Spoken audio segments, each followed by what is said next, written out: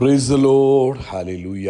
സ്തോത്രം സ്തോത്രം സ്തോത്രം സ്തോത്രം സ്തോത്രം. കർത്താവിൻ്റെ അതിപരിശുദ്ധമായ തിരുനാമം ഈ അനുഗ്രഹിക്കപ്പെട്ട പ്രഭാതത്തിൽ വാഴ്ത്തപ്പെടുമാറാകട്ടെ. പ്രിയപ്പെട്ട ദൈവമക്കളെ, നമുക്ക് ഒരുമിച്ച് 2026 മെയ് മാസം 15-ാം തീയതി ആമേൻ വെള്ളിയാഴ്ച പ്രഭാതത്തിൽ കർത്താവിനെ ആരാധിക്കുവാനും സ്തുതിക്കുവാനും നമ്മുടെ സ്വർഗീയ പിതാവ് നമുക്ക് ഒരുക്കി തന്നിരിക്കുന്ന നല്ല സമയത്തിനായിട്ട് നമുക്ക് നന്ദിയോടെ സ്തോത്രം ചെയ്യാം. കൈകളൊക്കെ ഒന്ന് ഉയർത്തിപ്പിടിച്ചിട്ട് കർത്താവിനൊന്ന് സ്തോത്രം പറഞ്ഞ് സ്തോത്രം സ്തോത്രം സ്തോത്രം സ്തോത്രം സ്തോത്രം. കഴിഞ്ഞ പകൽക്കാലം മുഴുവൻ നമ്മുടെ കർത്താവ് നമ്മളെ കാത്തുപരിപാലിച്ചില്ലേ എന്നോർത്ത് നോക്കി.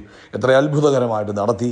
കഴിഞ്ഞ പകൽക്കാലം നടത്തിയ കർത്താവിന് സ്തോത്രം സ്തോത്രം സ്തോത്രം സ്തോത്രം സ്തോത്രം. രാത്രികാലം നല്ല ഉറക്കം തന്നതിന് കരങ്ങളെ ഉയർത്തി കർത്താവിന് സ്തോത്രം പറഞ്ഞ് സ്തോത്രം സ്തോത്രം സ്തോത്രം സ്തോത്രം സ്തോത്രം. ആരോഗ്യത്തോടെ സൗഖ്യത്തോടെ ഈ പ്രഭാതത്തിൽ ഉണർത്തിയ ദൈവത്തിന് കരമുയർത്തി പിടിച്ചുകൊണ്ട് പറയാം, കർത്താവെ നന്ദിയോടെ സ്തോത്രം, നന്ദിയോടെ സ്തോത്രം സ്തോത്രം സ്തോത്രം സ്തോത്രം. ഈ പകൽക്കാലം ക്രിസ്തയേശുവിൽ നമ്മളെ ജയോത്സവമായി നടത്തുന്ന പിതാവിന്, അത്ഭുതമായി നടത്തുന്ന പിതാവിന്, ശ്രേഷ്ഠമായി നടത്തുന്ന പിതാവിന് സന്തോഷത്തോടെ സ്തോത്രം പറയാം. കർത്താവിന് നന്ദിയോടെ സ്തോത്രം. അങ്ങ് ഞങ്ങളെ ഈ പകൽക്കാലം ജയോത്സവമായി നടത്തുന്നതിന് സ്തോത്രം. അങ്ങ് ഞങ്ങളെ കൈ പിടിച്ച് നടത്തുന്നതിന് സ്തോത്രം. അങ്ങയുടെ സൗരഭ്യവാസനം ഇന്ന് ഞങ്ങളിലൂടെ പരത്തുന്നതിനായിട്ട് സ്തോത്രം. നന്മ ചെയ്യാനും പിശാച് ബാധിച്ചവരെ സൗഖ്യമാക്കുവാനും ഇന്ന് അങ്ങ് ഞങ്ങളുടെ കൂടെ ഇരുന്ന് ഞങ്ങളെ അഭിഷേകത്തിൽ നടത്തുന്നതിനായിട്ട് സ്തോത്രം. അങ്ങയുടെ സ്പെഷ്യൽ ഗ്രേസ് ഞങ്ങളുടെ മേലുള്ളതിനായിട്ട് സ്തോത്രം. അങ്ങയുടെ ആ സാന്നിധ്യത്താൽ ഞങ്ങളെ അത്ഭുത വിഷയമാക്കി തീർക്കുന്നതിന് സ്തോത്രം. അങ്ങേ ഞങ്ങൾ ആരാധിക്കുന്നു, അങ്ങേ സ്തുതിക്കുന്നു, അങ്ങേക്ക് നന്ദി പറയുന്നു ഈ പ്രഭാതത്തിൽ. അപ്പാ, അങ്ങ് നല്ലവനാകുന്നു, അങ്ങ് വല്ലഭനാകുന്നു, അങ്ങയുടെ ദയ ഇന്നും എന്നേക്കുമുള്ളതാകുന്നു. ആ മുഖത്തേക്ക് നോക്കുന്ന ഞങ്ങളെ പ്രകാശിപ്പിക്കുന്നതിനായിട്ട് സ്തോത്രം. ബാലസിംഹങ്ങൾക്ക് ഇരകിട്ടിയിലേലും കർത്താവിനെ അന്വേഷിക്കുന്ന ഞങ്ങൾക്ക് ഒരു നന്മയ്ക്കും കുറവ് വരുവാൻ അനുവദിക്കാതെ അതിശയമായി ശ്രേഷ്ഠമായി ഞങ്ങളെ നടത്തുന്നതിനായിട്ട് സ്തോത്രം ചെയ്യുന്നു. അപ്പാ, അങ്ങേ ആരാധിക്കുന്നു, അപ്പാ അങ്ങേ സ്തുതിക്കുന്നു, അപ്പാ അങ്ങേക്ക് നന്ദി പറയുന്നു. അങ്ങ് നല്ലവൻ, അങ്ങ് വല്ലഭൻ, അങ്ങയുടെ ദയ ഇന്നും എന്നേക്കുമുള്ളതാകും. നമുക്ക് ഒരുമിച്ച് പ്രാർത്ഥിക്കാം. സ്വർഗീയ പിതാവേ, യേശു ക്രിസ്തുവിൻ്റെ നാമത്തിൽ ഈ പ്രഭാതത്തിനായിട്ട് സ്തോത്രം ചെയ്യുന്നു. പരിശുദ്ധാത്മാവാം ദൈവമേ, അങ്ങ് ഞങ്ങളെ സഹായിക്കണമേ. ഈ പ്രഭാതത്തിൽ ഈ സന്ദേശം കേൾക്കുന്ന എല്ലാവർക്കും വേണ്ടി പ്രാർത്ഥിക്കുക. യേശു ക്രിസ്തുവിൻ്റെ നാമത്തിൽ ലോകവ്യാപകമായിരുന്നു കർത്താവെ, വിവിധ രാജ്യങ്ങളിലിരുന്ന് ഇന്ന് ഈ സന്ദേശം കേൾക്കുന്ന എല്ലാവരെയും യേശു ക്രിസ്തുവിൻ്റെ നാമത്തിൽ അനുഗ്രഹിക്കുന്നു. രോഗികളായിരിക്കുന്നവർ സൗഖ്യമാകട്ടെ. യേശു ക്രിസ്തുവിൻ്റെ നാമത്തിൽ സകല രോഗബന്ധനങ്ങളും അഴിഞ്ഞു പോകട്ടെ. ആമേൻ. പ്രത്യേകിച്ച് കർത്താവെ, ഇന്ന് പ്രഭാതത്തിൽ ഞങ്ങൾ ഒരുമിച്ച് പ്രാർത്ഥിക്കുമ്പോൾ മാനസികമായി ആമേൻ ഭയങ്കര ആകുലതയിലിരിക്കുന്നവർ, ആമേൻ മാനസിക നില തന്നെ തെറ്റിയിരിക്കുന്നവർ, ആമേൻ സ്വസ്ഥതയില്ലാതിരിക്കുന്നവർ, ആകുലതകളാൽ നിറഞ്ഞിരിക്കുന്നവർ ഇന്ന് യേശു ക്രിസ്തുവിൻ്റെ നാമത്തിൽ അത്ഭുതകരമായ വിടുതൽ പ്രാപിക്കട്ടെ. ദൈവിക സമാധാനവും സന്തോഷവും തൻ്റെ കുഞ്ഞുങ്ങളുടെ മേൽ യേശു ക്രിസ്തുവിൻ്റെ നാമത്തിലുണ്ടാകട്ടെ. രോഗികളായിരിക്കുന്ന ആമേൻ, പ്രത്യേകിച്ച് കർത്താവെ ആമേൻ അസിഡിറ്റിയാൽ ഭാരപ്പെടുന്നവർ, ആമേൻ ഇയർ ബാലൻസിൻ്റെ പ്രോബ്ലത്താൽ ഭാരപ്പെടുന്നവർ, അതുപോലെ തന്നെ കണ്ടിന്യൂസ് ആയിട്ട് ഈ മൂക്കടഞ്ഞ് ബുദ്ധിമുട്ട് അനുഭവിക്കുന്നവർ യേശുവിൻ്റെ നാമത്തിൽ സൗഖ്യമാകട്ടെ. അത്ഭുതകരമായ വിടുതലുണ്ടാകട്ടെ. അതുപോലെ മൈഗ്രെയിൻ ഞങ്ങൾ യേശുവിൻ്റെ നാമത്തിൽ ശാസിക്കുന്നു, സൗഖ്യമാകട്ടെ. യേശു ക്രിസ്തുവിൻ്റെ നാമത്തിൽ ആ മൈഗ്രെയിൻ സ്പിരിറ്റ് വിട്ടുപോട്ടെ.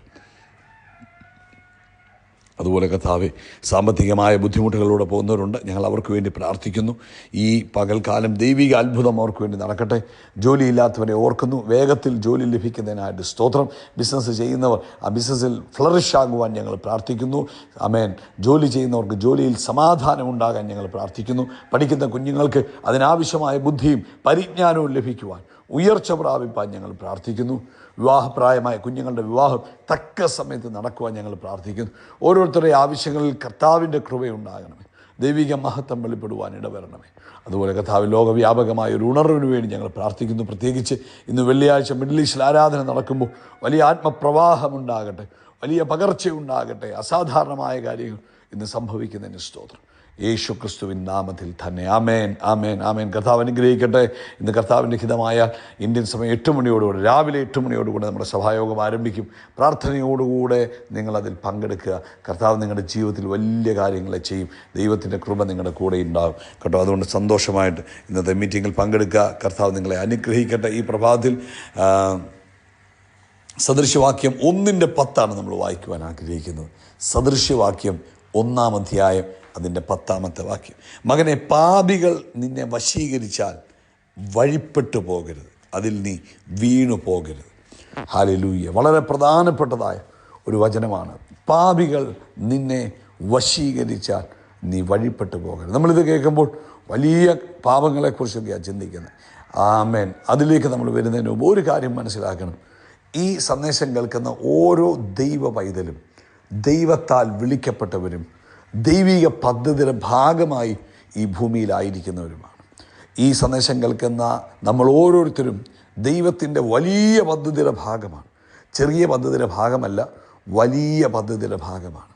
പക്ഷേ വലിയ പദ്ധതിയുടെ ഭാഗമാണെങ്കിൽ പോലും പലർക്കും ആ വലിയ പദ്ധതികളിൽ എത്തിച്ചേരുവാൻ കഴിയാത്തതിൻ്റെ കാരണം ഇടയിൽ വെച്ച് സംഭവിക്കുന്നതായ പല കാര്യങ്ങളുമാണ്. നമ്മളെ വിളിച്ചത് ചെറിയ കാര്യത്തിന് വേണ്ടിയല്ല. നമ്മളെ ഓരോരുത്തരെയും കർത്താവ് വിളിച്ചത് വലിയ പദ്ധതികളെ നമ്മളിലൂടെ നടപ്പിലാക്കുവാനാണ്. സ്തോത്രം, സ്തോത്രം, സ്തോത്രം, സ്തോത്രം. ആമേൻ. നമ്മൾ അധികം ഫലം കായ്ക്കണമെന്നും ആമേൻ അങ്ങനെ പിതാവ് മഹത്വപ്പെടണമെന്നും ഒക്കെയുള്ള ആഗ്രഹമാണ് നമ്മളെക്കുറിച്ചുള്ളത്.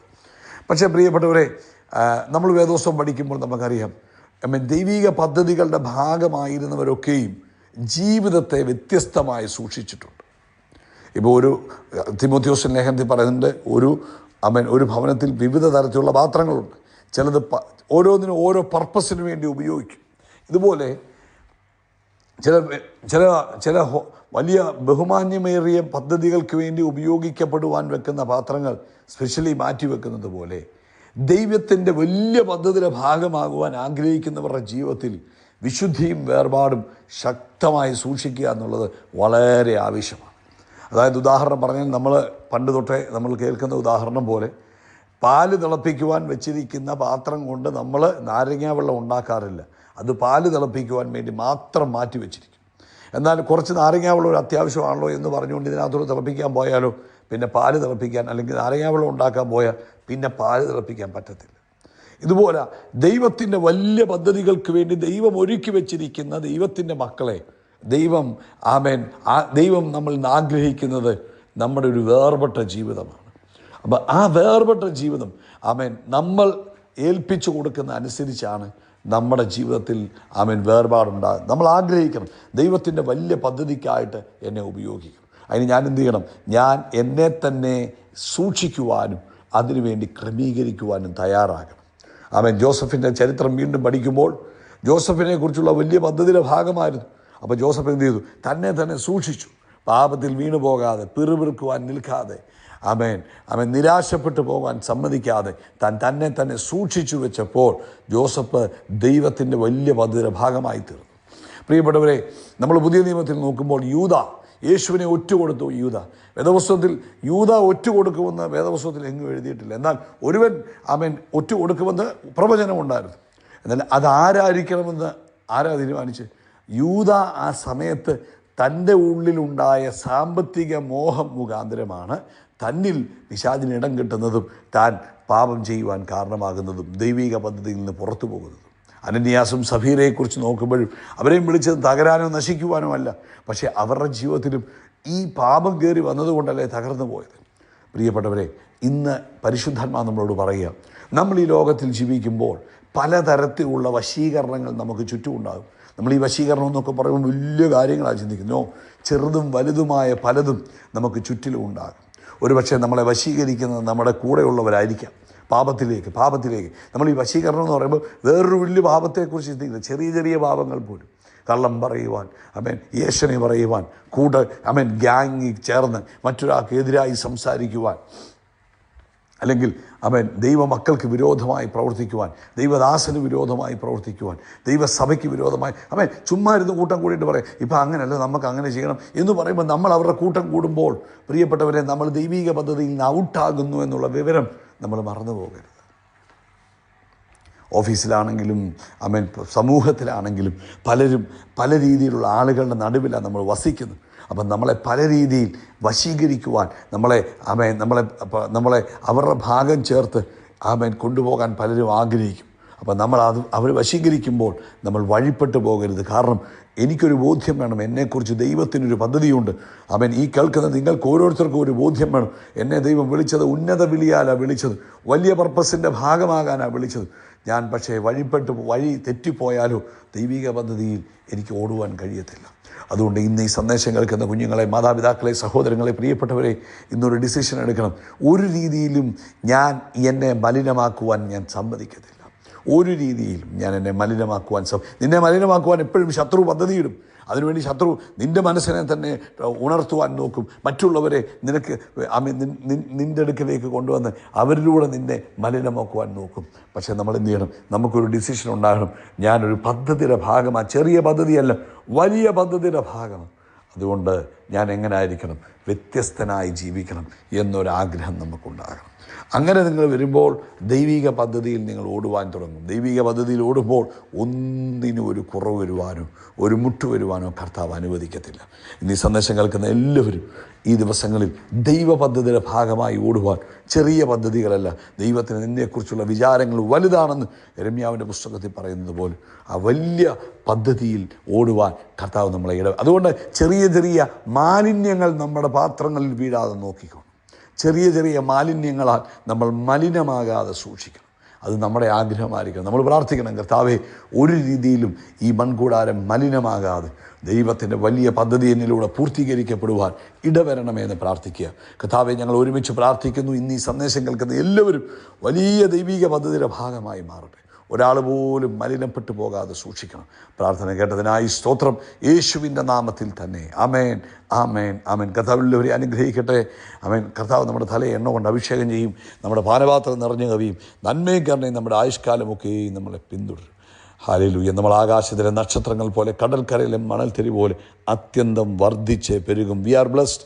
V are really blessed. We are permanently blessed and highly favoured. God bless you. God bless you. God bless U.